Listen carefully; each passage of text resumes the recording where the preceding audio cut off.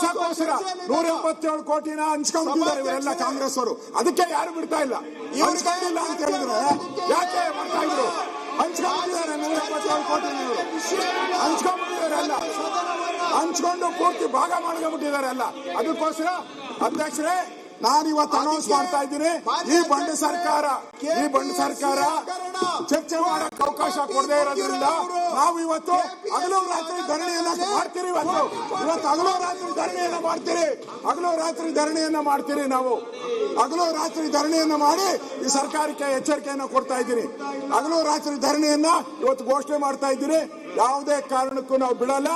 ನಾಗೇಂದ್ರ ರಾಜೀನಾಮೆ, ದಲಿತರ ಹಣ ವಾಪಸ್ ಬರಬೇಕು, ಇದು ನಮ್ಮ ಹೋರಾಟ ಇದೆ.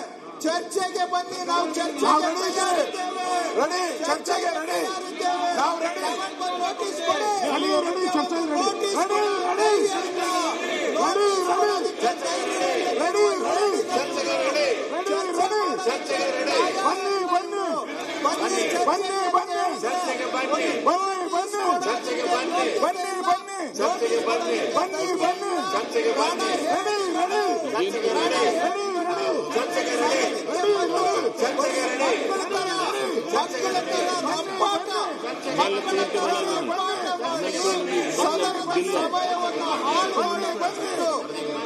ಚರ್ಚೆಗೆ ಬರಲಿ ಅಧ್ಯಕ್ಷರೇ, ನಾವು ತಯಾರಿದ್ದೇವೆ.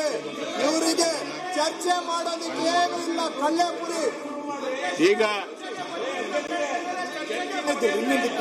ಅಧ್ಯಕ್ಷರೇ, ನಾವು ಬರಗಾಲದ ಬಗ್ಗೆ ಚರ್ಚೆ ಮಾಡಕ್ಕೆ ತಯಾರಿದ್ದೀವಿ.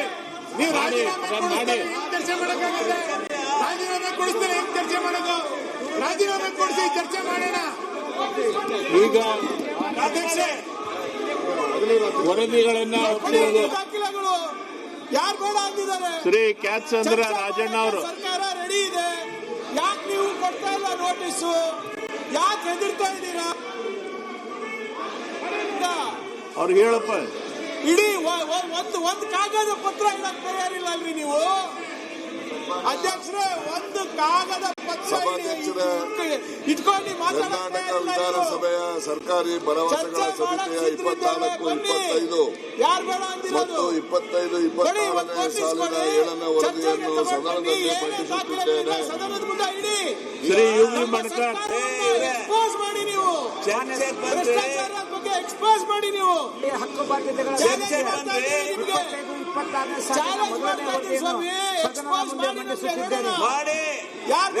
ರಮೇಶ್ ಬಂಡಿ ಸಿದ್ದೇಗೌಡ ಚರ್ಚೆಗೆ ಸಾಬೀತು ಮಾಡ್ರಿ.